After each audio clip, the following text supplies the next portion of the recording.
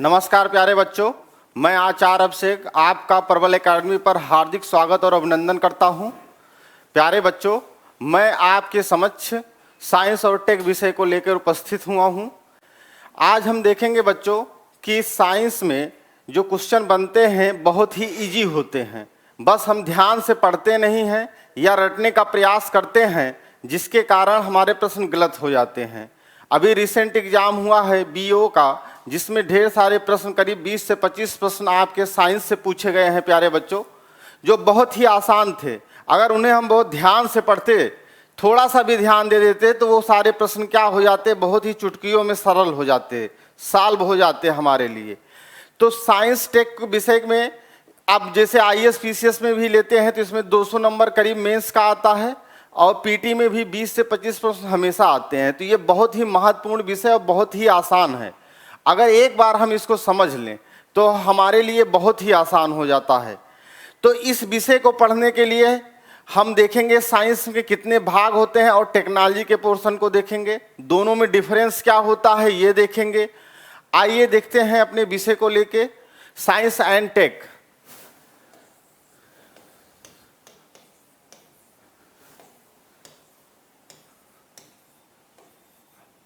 Science and tech.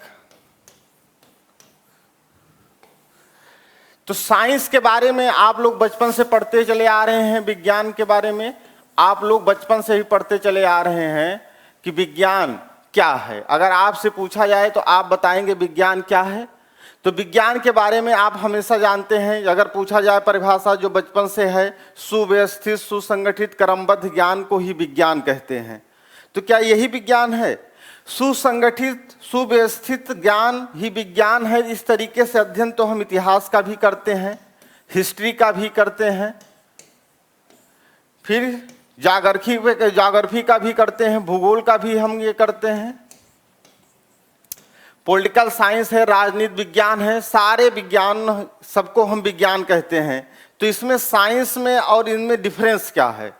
तो science में जो है, ये जो आपका इतिहास है, भूगोल है, आपका पॉलिटिकल साइंस है, इनमें और विज्ञान में जो डिफरेंस है बच्चों, विज्ञान में क्या है कि इसमें सबसे पहले क्या होते हैं, प्रयोग होते हैं। फिर इसमें क्या आते हैं, रिजल्ट आता है, आपका परिणाम आता है। और जब परिणाम कई बार एक जैसे आ जाते हैं, जब परिणाम कई बार एक जैसे आ जाते हैं, तो उन्हीं परिणामों से क्या बनता है, सिद्धांत बनता है। क्या बनता है बच्चों? सिद्धांत बनता है। और यही सिद्धांत जो होते हैं थ्योरी, इसी थ्योरी से ही हमारे क्या पूछे जाते हैं, प्रश्न पूछे जाते हैं। थ्योरी से क्या पूछे जाते हैं, प्रश्न पूछे जाते हैं। तो बाकी अब इतिहास में और ज्योग्राफी में या पॉलिटिकल साइंस में हम प्रैक्टिकल तो नहीं कर सकते हैं। पृथ्वी की आंतरिक संरचना के बारे में जानना है तो क्या पृथ्वी के अंदर हम गहराई तक जाएंगे 6000 किलोमीटर तक? या इतिहास में है सिंधु घाटी सभ्यता में हम जाएंगे, वापस तो जा नहीं सकते। तो प्रयोग की जो आज़ादी है प्रैक्टिकल करने की और परिणाम लेने की, ये सब किसमें है, विज्ञान विषय में। और ये पूरे तरीके से क्या होता है, एक्यूरेट होता है, यूनिवर्सल होता है। जो हम पढ़ेंगे वही इंग्लैंड का भी बच्चा पढ़ेगा, वही पाकिस्तान का भी बच्चा पढ़ेगा। तो ये यूनिवर्सल है। इतिहास देश के हिसाब से, काल के हिसाब से क्या है, ज्योग्राफी है, इतिहास है, बदलते रहते हैं। लेकिन साइंस ऐसा विषय है जो आपका बदलेगा नहीं। जो न्यूटन लॉ यहाँ पे पढ़ाया जा रहा है, वही न्यूटन लॉ क्या होगा, अन्य देशों में भी पढ़ाया जाएगा। तो ये अंतर आपके अंदर बेसिक डिफरेंस समझ में आ गया होगा कि प्रयोग, परिणाम और सिद्धांत के आधार पे ही विज्ञान की पहचान की जाती है। तो अगर आपसे पूछा जाए कि विज्ञान क्या है, तो विज्ञान की परिभाषा क्या होगी, सिद्धांतों के समूह को ही विज्ञान कहते हैं। तो विज्ञान की परिभाषा क्या है, सिद्धांतों के समूह को, सिद्धांतों के समूह को विज्ञान कहते हैं। यहां तक बात क्लियर हो गई होगी। अब हम जानना चाहते हैं कि विज्ञान में हमें पढ़ना क्या है। तो देखो बच्चों, जो साइंस है इसको हम लाइफ साइंस, फिजिक्स, केमिस्ट्री और टेक्नोलॉजी के हिसाब से बांटते हैं। सारे साइंस है, सब एक दूसरे से जुड़े हुए हैं। जैसे अगर हम भोजन करेंगे तो उसमें बायोलॉजी है, डाइजेस्टिव सिस्टम है, लेकिन जो उसमें बायोमॉलिक्यूल्स हैं, प्रोटीन है, कार्बोहाइड्रेट है, ये क्या है? केमिस्ट्री है। और जिस मैकेनिज्म से ये डाइजेशन होता है वही हमारा क्या है? फिजिक्स है। तो सारे विज्ञान एक दूसरे से जुड़े हुए हैं, लेकिन अध्ययन की सुविधा के लिए हम इसको 3 भागों में डिवाइड करते हैं। और वो 3 भाग कौन से हमारे देखते हैं। सबसे पहला हमारा भाग होगा, सबसे पहले हमारा भाग है, अगर देखें साइंस में तो इसके 3 भाग हम लेते हैं। पहला है हमारा लाइफ साइंस,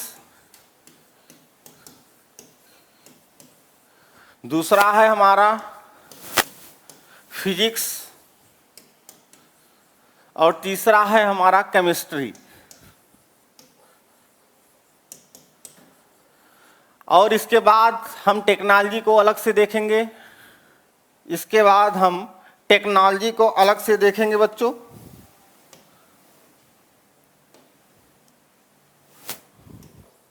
टेक्नोलॉजी वाला पोर्शन अलग से देखेंगे, जिसमें हमारा बायोटेक्नोलॉजी होगा, स्पेस टेक्नोलॉजी होगा, डिफेंस टेक्नोलॉजी होगा, जिससे सारे प्रश्न पूछे जाते हैं। तो यहाँ पे देखिए लाइफ साइंस में हमारे पास 2 विज्ञान होंगे। एक है हमारे पास बायोलॉजी, दूसरा है बायोलॉजी, और इसके जो टेक्नोलॉजी वाला पोर्शन होगा लाइफ साइंस में। बायोलॉजी के भी 2 भाग हैं। पहला हमारा भाग होगा जूलॉजी और दूसरा होगा बॉटनी। ये हमारा पोर्शन है लाइफ साइंस जिसे हम कह रहे हैं। इस लाइफ का मतलब पहले हम जान ले, एक एक चीजों का मतलब पहले समझते हुए चलेंगे, जिससे हमारे लिए विषय क्या हो जाए, बहुत ही आसान हो जाए। लाइफ साइंस में लाइफ का मतलब क्या है, अगर आपसे पूछा जाए तो लाइफ का मतलब है जीवन। कुछ बच्चे कहेंगे जान, जिसमें जान हो, तो जल ही जीवन है, हर जीव में जान होती है। तो ये क्लियर नहीं हो पा रहा है कि एक्चुअल में है क्या ये लाइफ साइंस। तो लाइफ या जीवन किसे कहेंगे हम। तो लाइफ के लिए जानने के लिए हमारे पास जरूरी है कि हम इसमें जाने कि जीव क्या होता है, और जीव में ही क्या होता है, लाइफ होती है। तो जीव किसे कहेंगे। जब जीव के बारे में जान जाएंगे तब हम लाइफ साइंस के बारे में भी जान जाएंगे। तो जीव किसे कहेंगे, आइए देख लेते हैं प्यारे बच्चों। तो जीव किसे कहेंगे, इसको क्रिएचर भी बोलते हैं, लिविंग भी बोलते हैं जीव को। तो जीव किसे कहेंगे, जिसमें 3 क्रियाएं होती हों। पहली क्रिया क्या है इसमें, रिस्पिरेशन।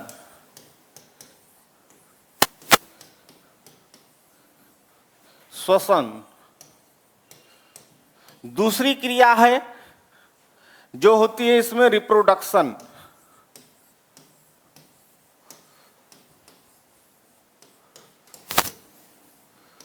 प्रजनन। और तीसरी जो हमारे पास क्रिया है वो है मोशन।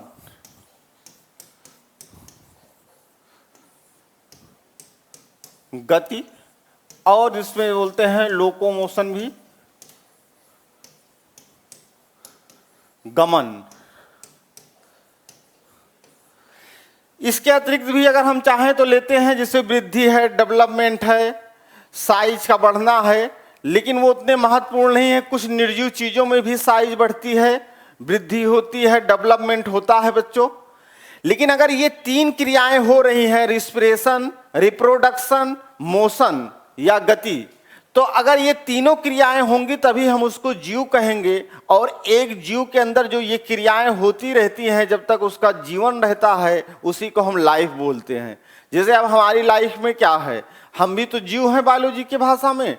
तो हम भोजन करते हैं, डाइजेशन करते हैं, श्वसन क्रिया करते हैं, प्रजनन करते हैं और अपना स्थान एक स्थान से दूसरे स्थान तक बदलते रहते हैं।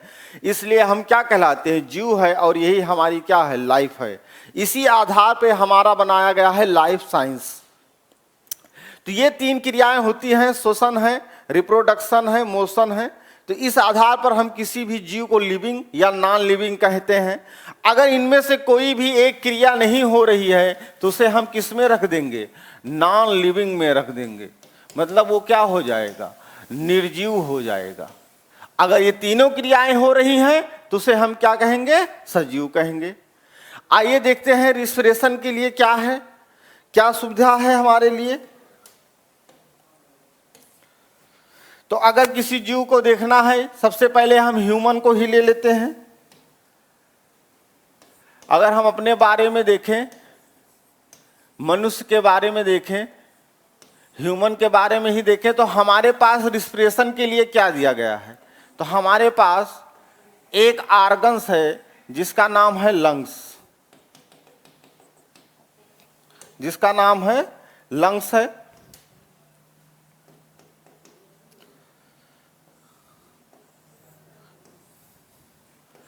अब इस लंग्स से क्या है, हमारा श्वसन क्रिया होगी।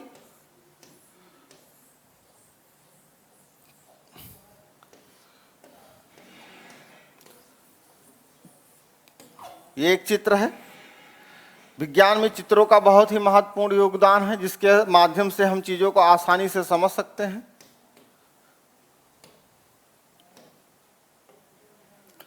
अब ये हमारे पास एक लंग्स है।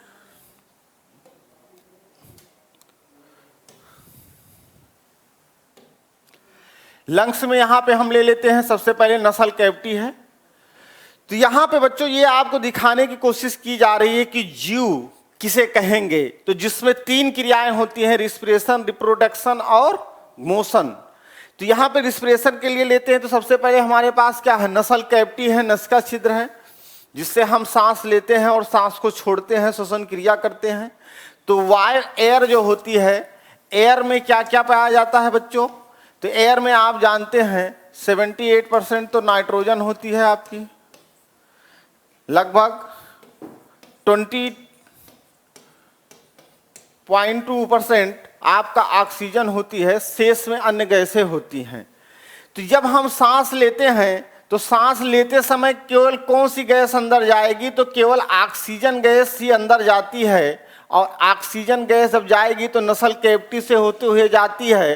तो नसल कैविटी में हमारे यहाँ नसल के अंदर, नाक के अंदर बाल पाए जाते हैं, जिससे ये गैस टकराती है एयर और रगड़ खाती है, फ्रिक्शन होता है, जिससे बॉडी के टेम्परेचर पे ये गैस पहुँचती है और ये धीरे धीरे हमारे शरीर में ये एपिग्लॉटिस वाल्व से होते हुए, एपिग्लॉटिस, ये आपका एपिग्लॉटिस है, ये ईसोफेगस है, श्वास नली है, एपिग्लॉटिस वाल्व से होते हुए ये गैस ट्रेकिया से होते हुए कहाँ पे एंट्री कर जाती है, एल्वोलाई में। ये जो आपकी करोड़ों की संख्या होती है एल्वोलाई की, इनको बोलते हैं वायु कूपिकाएं। क्या बोलते हैं, वायु कूपिकाएं बोलते हैं। अब आपके दिमाग में एक प्रश्न आ रहा होगा कि ये सांस लेते हैं तो केवल ऑक्सीजन ही गैस जाती है, कार्बन डाइऑक्साइड नहीं जाती है। तो गैसों के संबंधित नियम में आप हमेशा ध्यान रखिएगा, जो गैसें होती हैं ये गैसें हमेशा हाई प्रेशर से लो प्रेशर पर चलती हैं। चाहे आपकी गैस हो, चाहे हीट हो, चाहे आपका वाटर हो, ये हमेशा हाई प्रेशर से या हाई से लो की तरफ ही चलते हैं, लो से हाई की तरफ नहीं चलते हैं। जैसे अगर घर बनाते हैं तो पानी की टंकी कहाँ रखते हैं, छत पे, नीचे नहीं रखते हैं, जिससे पानी ऊपर से कहाँ आ सके, नीचे आ सके। तो ये हाई प्रेशर की वजह से ही ये गैसें चलती हैं। चूंकि हमारे शरीर में ऑक्सीजन का पार्शियली प्रेशर व इन्वायरमेंट के हिसाब से कम होता है, इसलिए गैसों में केवल ऑक्सीजन गैस अंदर आती है। कार्बन डाइऑक्साइड गैस हमारे शरीर के अंदर बनती है। जब उसका बनने के कारण उसका प्रेशर ज़्यादा हो जाता है, तब वो गैस क्या होती है, बाहर निकलती है। तो हमारे लिए श्वसन क्रिया के लिए कौन सा अंग है? आपके पास लंग्स है, जो एक जोड़ी होते हैं जिनकी संख्या 2 होती है, और इसकी सबसे महत्वपूर्ण यूनिट होती है एल्वोलाई वायुकुपिकाएं। टीबी, आपका अस्थमा, ये सारी बीमारियां किससे संबंधित है? लंग्स से संबंधित है। एम्फाइसीमा, जब हम इसको पढ़ेंगे तो डिटेल से देखेंगे। अभी हम ये देख रहे हैं जीव किसे कहते हैं, बायोलॉजी क्या है। तो जीव की पहचान करने के लिए 3 क्रियाएं, सबसे पहले श्वसन के लिए लंग्स है। उसी प्रकार से हमारे पास एक जीव और होता है, उसके लिए क्या है, प्लांट होते हैं। उनके लिए श्वसन क्रिया का क्या है? तो उनके लिए श्वसन क्रिया के लिए पत्तियां होती हैं। अगर किसी प्लांट को हम देखें तो ये अगर ये प्लांट है तो उसमें कुछ महत्वपूर्ण भाग पाए जाते हैं, जैसे आपकी जड़ है, रूट है, और स्टेम पाया जाता है, और स्टेम से ही ब्रांचेस लगी रहती हैं, और इसी ब्रांचेस में क्या पाई जाती हैं, लीफ पाई जाती हैं, पत्तियां पाई जाती हैं, और इन्हीं पत्तियों में छोटे छोटे पोर पाए जाते हैं, छिद्र पाए जाते हैं, और इन्हीं छिद्रों को, पोर को हम क्या बोलते हैं, स्टोमेटा बोलते हैं। क्या बोलते हैं? स्टोमेटा। स्टोमेटा बोलते हैं, जिसके क्या कहते हैं, रंध्र कहते हैं। अब ये स्टोमेटा को अगर सूक्ष्मदर्शी से देखें तो इसकी संरचना कुछ इस तरीके से दिखाई देती है। ये स्टोमेटा खुलते हैं, बंद होते हैं। तो इस पे भी प्रश्न पूछा गया है किसके कारण होते हैं, तो पोटेशियम आयन के कारण ये खुलते बंद होते हैं। पोटेशियम आयन कहाँ से मिलता है, तो सॉइल से मिलता है, नीचे जड़ों को मिट्टियों से मिलता है, और जिसको जाइलम नामक टिश्यू, जो वेस्कुलर टिश्यू है, इसको लेके जाता है, जिसके कारण ये खुलते हैं, बंद होते हैं। जब ये खुलते हैं तो वायुमंडल से, यहाँ पे वायुमंडल से क्या लेते हैं, ऑक्सीजन, और छोड़ते क्या हैं, कार्बन डाइऑक्साइड। तो सेम जैसे ही हमारा रिस्पिरेशन है, ह्यूमन का है, उसी प्रकार से प्लांट का है। हम भी रिस्पिरेशन की क्रिया में वायुमंडल से क्या लेते हैं, ऑक्सीजन लेते हैं, और छोड़ते क्या है, कार्बन डाइऑक्साइड है। तो प्लांट भी ऑक्सीजन लेते हैं और छोड़ते क्या है, कार्बन डाइऑक्साइड। यहाँ पे कंफ्यूजन होगा कुछ लोगों को कि सांस लेते समय प्लांट या श्वसन क्रिया करते समय वो क्या करते हैं, तो कार्बन डाइऑक्साइड लेते हैं। तो कार्बन डाइऑक्साइड वो कब लेते हैं, जब फोटोसिंथेसिस की क्रिया होती है, प्रकाश संश्लेषण की क्रिया होती है, तब प्लांट क्या करते हैं, वायुमंडल से CO2 लेते हैं और छोड़ते क्या है, ऑक्सीजन। लेकिन श्वसन क्रिया हमारे जैसे सेम होती है। तो ये श्वसन क्रिया के लिए हमारे पास लंग्स, और प्लांट के पास क्या है, पत्तियां हैं, स्टोमेटा है। दूसरा देखते हैं कि जो दूसरा लक्षण था रिप्रोडक्शन, जिसे हम जीव की श्रेणी में लाते हैं। तो रिप्रोडक्शन देखें,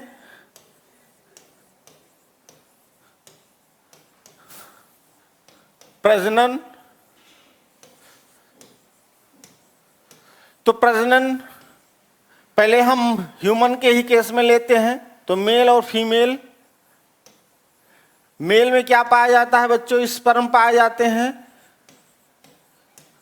और फीमेल में क्या पाया जाता है, ओवा पाया जाता है, अंडाणु पाया जाता है। स्पर्म जिसको बोलते हैं शुक्राणु, और ओवा को बोलते हैं अंडाणु। तो स्पर्म की अगर स्ट्रक्चर देखें तो कुछ इस तरीके से होता है स्पर्म। इसके न्यूक्लियस में जो होता है क्रोमोसोम की संख्या 23 होती है, और ओवा में कितने होते हैं, क्रोमोसोम्स 23 होते हैं। जब फर्टिलाइजेशन होता है फ्यूजन विधि के द्वारा, ये भी प्रश्न पूछा गया, फर्टिलाइजेशन निषेचन किस विधि के द्वारा होता है, तो फ्यूजन विधि के द्वारा होते हैं। तो टोटल क्रोमोसोम्स हो जाते हैं 46, और यही हमारे क्या हो जाते हैं, एक सेल बनाते हैं जिसका नाम है जाइगोट। क्या बोलते हैं, जाइगोट बोलते हैं। और यही जाइगोट डेवलप होता है एम्ब्रियो से। इसमें कुछ स्टेज आती है, जैसे मारुला, फिर आती है ब्लास्टुला, फिर आती है ग्रेस्टुला, तो ये स्टेज के बाद ही यहाँ से जर्म लेयर का निर्माण होता है और 9 मंथ में क्या हो जाता है, एक बेबी का निर्माण होता है। अब ये बेबी बॉय है या गर्ल है ये तो नहीं पता है, लेकिन एक जीव का निर्माण हो जाता है। अगर ये फर्टिलाइजेशन की क्रिया किसी जीव में ना हो तो वो स्पीशीज क्या हो जाएगी, अपने आप ही नष्ट हो जाएगी, उसका जीवन नष्ट हो जाएगा, क्योंकि पीढ़ी आगे नहीं बढ़ेगी। तो किसी भी जीव को या लाइफ के लिए रिप्रोडक्शन भी होना बहुत जरूरी है। तो पहली क्रिया श्वसन हो गई, दूसरी क्या हो जाती है, रिप्रोडक्शन। और इसमें कुछ चेंजेस होते हैं, जब हम इसको पढ़ेंगे आगे अपने टॉपिक पे तो ध्यान से हम इन एक एक चीज़ों को लेके क्लियर करते चलेंगे। अभी आपको ये समझना है कि जीव किसे कहते हैं। जिस तरीके से ह्यूमन में मेल और फीमेल में स्पर्म और ओवा है, उसी प्रकार से प्लांट में एंथर होते हैं और वही एंथर स्पर्म का काम करते हैं। ओवा भी प्लांट में पाया जाता है, जिसके कारण आपस में उसमें भी फर्टिलाइजेशन होता है, जिसे पॉलिनेशन बोलते हैं। और ह्यूमन में क्या बोलते हैं, ह्यूमन में फर्टिलाइजेशन बोलते हैं। पॉलिनेशन के भी कई टाइप होते हैं। तो उस तरीके से भी उसमें भी पीढ़ी दर पीढ़ी क्या होती है, जनरेशन आगे बढ़ती रहती है।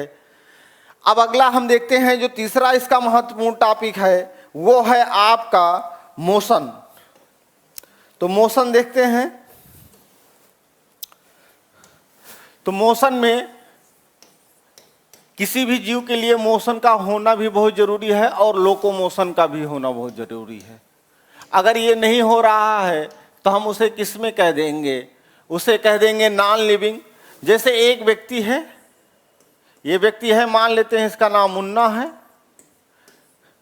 अब ये 10:05 पे यहाँ सिविल लाइंस में है इलाहाबाद, और 11 बजे ये कहाँ पहुँच गया, ये जंक्शन पहुँच गया प्रयागराज। तो ये इसने क्या किया, गति किया, मोशन किया, अपने स्थान को क्या किया, चेंज किया। जैसे हम ही पढ़ा रहे हैं इस समय, तो ये क्या कर रहे हैं, मोशन कर रहे हैं। एक स्थान से दूसरे स्थान क्या हो रहा है, हम चल रहे हैं, इसे मोशन कहते हैं।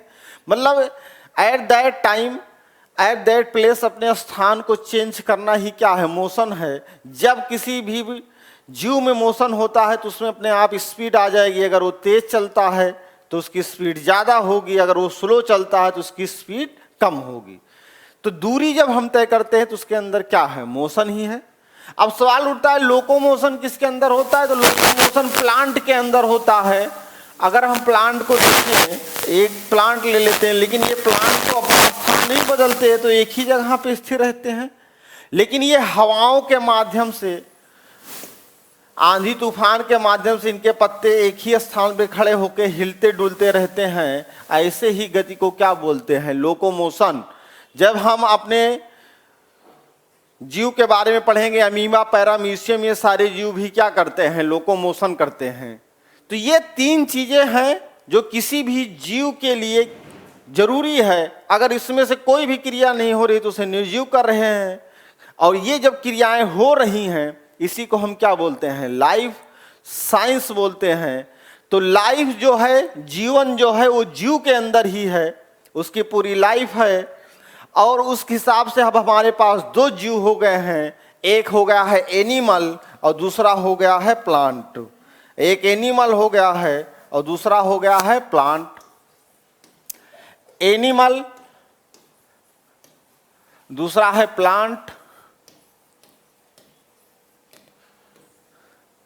एनिमल जो है बच्चों, जीव है, इसका अध्ययन हम करते हैं जूलॉजी में। और प्लांट का अध्ययन किसमें करते हैं, बॉटनी में। और ये दोनों किसके अंदर आते हैं, बायोलॉजी या लाइफ साइंस के अंदर। बायोलॉजी या लाइफ साइंस के, बायो शब्द का ही मतलब होता है जीव। तो ये 2 इसके भाग हो गए, जूलॉजी और बॉटनी। तो सबसे पहले हम अपना जो सबसे ज्यादा प्रश्न जो पूछे जाते हैं इस भाग में, जूलॉजी से पूछे जाते हैं, फिर बॉटनी से पूछे जाते हैं, फिर फिजिक्स से, केमिस्ट्री से। और जब हम आईएएस पीसीएस की परीक्षाओं में देखते हैं तो उसमें टेक्नोलॉजी का पोर्शन ज़्यादा होता है, उसमें जनरल साइंस का पोर्शन कम होता है। तो अगर हम जीव का अपने बारे में शुरू करें तो जीव के बारे में हम तो ये तो समझ गए हैं जीव किसे कहते हैं। अब हमें ये जानना है कि जीव बने किससे होते हैं। तो जीव बने किससे हैं,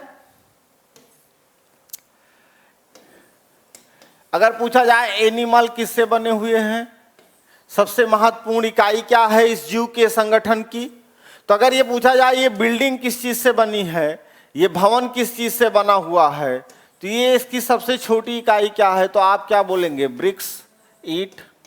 ईंट ही इसकी क्या है, सबसे छोटी इकाई है।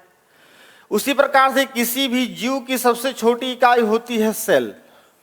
क्या होती है, सेल, जिसको क्या बोलते हैं, कोशिका बोलते हैं, जिसे कोशिका बोलते हैं। जब ईंटों को हम जोड़ते जाते हैं तो क्या बनती है, दीवार, और दीवार से ही क्या बनते हैं बच्चों, कमरे, रूम, और कमरे से ही क्या हो जाता है, पूरा भवन बन जाता है, पूरी बिल्डिंग बन जाती है। उसी प्रकार सेल में डिवीजन होता है, आगे देखेंगे मियोसिस और माइटोसिस, दो डिवीजन होते हैं जिसके कारण कोशिकाओं की संख्या आपस में बढ़ती है। और मोर देन वन सेल्स, जब एक से अधिक कोशिकाएं आपस में जुड़ती हैं, जब एक से अधिक और कोशिकाएं आपस में जुड़ती हैं, तो इन्हीं कोशिकाओं के समूह को हम क्या कहते हैं, टिश्यू कहते हैं, ऊतक कहते हैं। क्या कहते हैं, टिश्यू।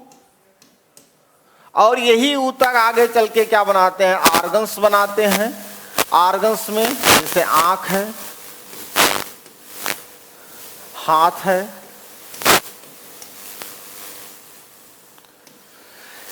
हार्ट है, किडनी है, ये सारे अंग ये बनाएंगे। और इन्हीं अंगों जब आपस में जुड़ जाएंगे तो पूरे एक जीव का निर्माण हो जाएगा, एक शरीर का निर्माण हो जाएगा।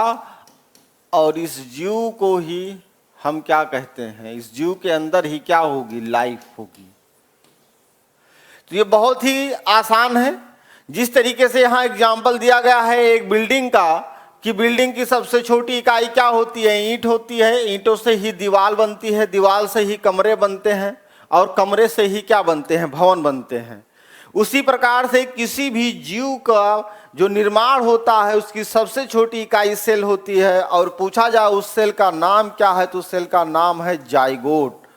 ये जाइगोट ही वह सेल है जिससे पूरे जीव का निर्माण होता है। अकेले स्पर्म और ओवा भी क्या है, सेल हैं, लेकिन ये इनकम्प्लीट सेल हैं क्योंकि इनके अंदर 46 क्रोमोसोम्स नहीं हैं। जब इन दोनों के न्यूक्लियस आपस में मिलते हैं तो उस सेल का नाम ही हो जाता है जाइगोट। यही जाइगोट 9 मंथ में ऊतक, ऑर्गन्स बनाते हुए क्या करता है, एक जीव का निर्माण करता है। यहां तक बात क्लियर हो गई होगी। अब हम ये भी सीख लिए हैं कि जीव का निर्माण किससे होता है। तो यहां तक बातें क्लियर हैं। आप वीडियो को पॉज करके पीछे से देख भी सकते हैं। जहां पे भी कंफ्यूजन होगी आप कमेंट बॉक्स में लिखिएगा, उसको बहुत ही आसानी के साथ आपको फिर से बता दिया जाएगा। लेकिन घबराए नहीं, हर एक चीज को बहुत ध्यान से पढ़ना है।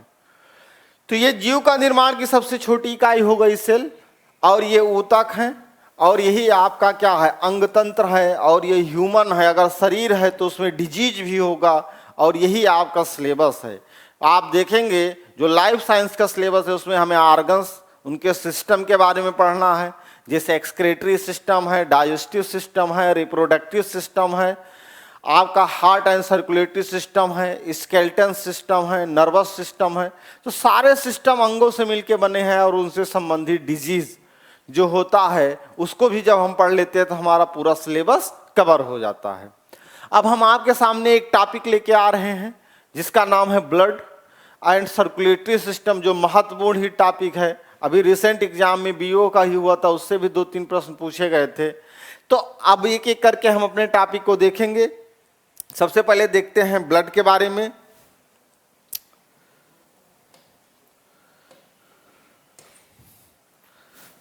तो हमारा टॉपिक ले रहे हैं ब्लड एंड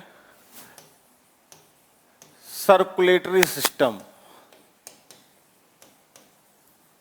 सर्कुलेटरी सिस्टम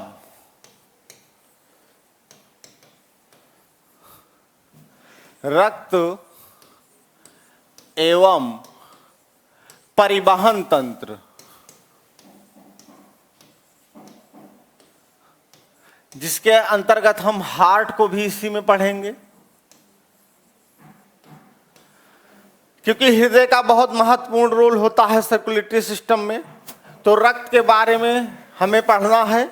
तो सबसे पहले हम जानना चाहते हैं रक्त है क्या, ब्लड क्या है, ब्लड क्या है, रक्त क्या है। तो आपसे अगर ये प्रश्न पूछा जाए तो इसका आंसर होगा ब्लड क्या है, टिश्यू है, ऊतक है। कैसा ऊतक है और ऊतक क्यों है? तो ब्लड के बारे में अगर हम देखें, अगर ये मान लेते हैं ब्लड है, ब्लड की एक बूंद को लिया जाए तो उसके अंदर कुछ सेल पाई जाती हैं, जैसे आपका होता है आरबीसी, डब्ल्यूबीसी, और इसमें जो इसका निर्जीव भाग है उसको बोलते हैं प्लाज्मा, और इसके अंदर क्या है, और इसके अंदर पाए जाते हैं जो ग्रीन कलर से दिखाया जा रहा है, इसको बोलते हैं प्लेटलेट्स।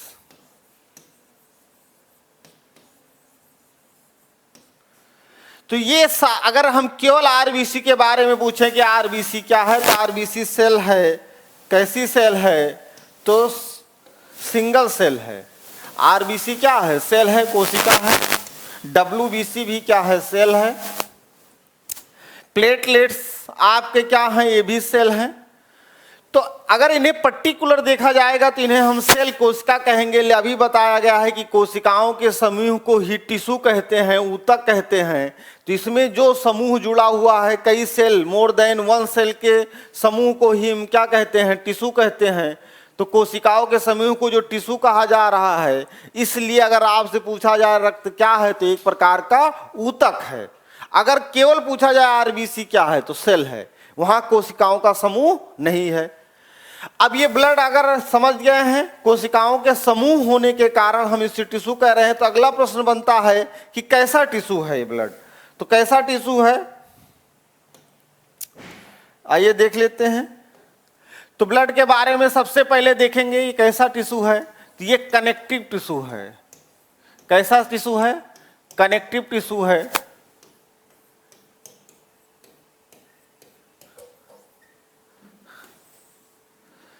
फिर देखते हैं इसको भी क्या बोलते हैं? वैस्कुलर टिश्यू भी बोलते हैं। वैस्कुलर टिश्यू, वैस्कुलर टिश्यू को बोलते हैं संवहन ऊतक। संवहन ऊतक। कनेक्टिव टिश्यू को क्या बोलते हैं? संयोजी ऊतक। कनेक्ट का मतलब ही होता है जोड़ने वाला। संयोजी ऊतक, संवहन ऊतक, और इसको बोलते हैं लिक्विड टिश्यू भी बोलते हैं। लिक्विड टिश्यू भी बोलते हैं। इसको बोलते हैं तरल ऊतक।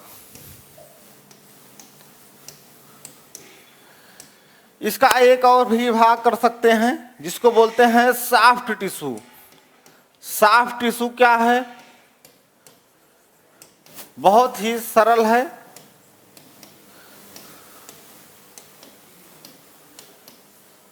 सॉफ्ट टिश्यू भी है। तो कनेक्टिव टिश्यू भी कह रहे हैं, वैस्कुलर टिश्यू भी कह रहे हैं, लिक्विड टिश्यू भी कह रहे हैं, सॉफ्ट टिश्यू भी कह रहे हैं। तो अब एक ही चीज को चार चीजों से इसके जाना जा रहा है। अगर पूछ लिया जाए रक्त क्या है, अब यही चारों ऑप्शन दे दिया जाए तो इन चारों में कौन सा सही होगा? तो सबसे पहले अगर पूछा जाए कि ब्लड क्या है तो टिश्यू है। कैसा टिश्यू है? कनेक्टिव टिश्यू है। अगर कनेक्टिव ऑप्शन नहीं होगा तो कौन सा हो जाएगा? वैस्कुलर टिश्यू हो जाएगा। वैस्कुलर ऑप्शन में नहीं है तो लिक्विड हो जाएगा। अगर तीनों नहीं है तो क्या हो जाएगा? सॉफ्ट। अगर चारों दिया गया है तो कनेक्टिव टिश्यू हो जाएगा। कैसे कनेक्टिव टिश्यू हो जाता है? मान लेते हैं एक व्यक्ति है, इसका नाम है मुन्ना, और इसको चोट लग गई। ये साइकिल चला रहा था, इसको चोट लग गई। अब जब चोट लगेगी तो इसके शरीर से क्या निकलेगा? इसके शरीर से निकल आता है ब्लड। अब इस ब्लड में क्या है? तमाम सेल है। अभी बताए हैं आरबीसी, डब्ल्यूबीसी, प्लेटलेट्स और प्लाज्मा। इन्हीं कोशिकाओं के समूह के कारण इसे ऊतक कह रहे हैं। अब जब इसको ब्लड निकल आता है तो ये जाता है डॉक्टर के पास। किसके पास जाएगा? डॉक्टर के पास जाता है। अब ये डॉक्टर हैं तो डॉक्टर इसको क्या करते हैं, इंजेक्शन लगाते हैं। और इंजेक्शन ये किस में लगाया जाता है, तो ये यहाँ पे हमारे पास क्या पाया जाता है, एक सिरा पाया जाता है जिसका क्यूबार्टल सिरा नाम होता है। इस सिरे से ही क्या किया जाता है, इंजेक्शन लगाते हैं इसी सिरे में। अब इस सिरे में जब इंजेक्शन लगाया जाएगा तो कुछ दवाएं दी जाएंगी। अब ये दवाएं जाएंगी कहाँ पे, ब्लड में, और ब्लड इसको क्या कर लेगा, इन दवाओं को कनेक्ट कर लेगा और जिस बॉडी के ऑर्गन्स को जरूरत होगी उस ऑर्गन्स तक क्या करेगा, पहुंचा देगा। तो इन्हीं दवाओं को या गैसों को शरीर में किसी भी चीज की जो आवश्यकता होती है उसको कनेक्ट करने का काम कौन करता है, ब्लड करता है। इसलिए ब्लड को क्या बोलते हैं, कनेक्टिव टिश्यू बोलते हैं। चूंकि वह कनेक्ट करने के साथ उस दवा को एक स्थान से दूसरे स्थान भी ले जाता है, इसलिए इसको क्या कहते हैं, संवहन ऊतक भी कहते हैं। सम का मतलब होता है साथ और वहन का मतलब होता है ले जाना। तो कनेक्ट करने के साथ दूसरा महत्वपूर्ण कार्य क्या है, उसको शरीर के अंदर अन्य अंगों तक पहुंचाने का कारण इसे संवहन ऊतक भी कहते हैं। लिक्विड टिश्यू क्यों कहते हैं, क्योंकि इसमें बहने का, फ्लूइड करने का गुण पाया जाता है, फ्लूइड करने का गुण पाया जाता है, इसलिए इसे लिक्विड टिश्यू कहते हैं। और इसे सॉफ्ट टिश्यू क्यों कहते हैं, जरा सा भी चोट लग जाए ब्लड तुरंत निकल आता है। हड्डियां तो नहीं टूट जाती हैं तुरंत, लेकिन ब्लड बाहर आ जाता है। तो हल्की सी भी चोट के कारण ये बाहर आ जाता है, इसलिए इसको हम क्या कह देते हैं, सरल ऊतक भी कहते हैं। अगर इसमें पूछा जाता है क्रम से कि ब्लड क्या है, तो आप क्या आंसर मारेंगे, कनेक्टिव टिश्यू। तो ब्लड क्या है, सरल तरल संयोजी ऊतक। तो सबसे बड़ा इसका काम हम समझ गए हैं, ऊतक क्यों कहते हैं ये भी जान गए हैं।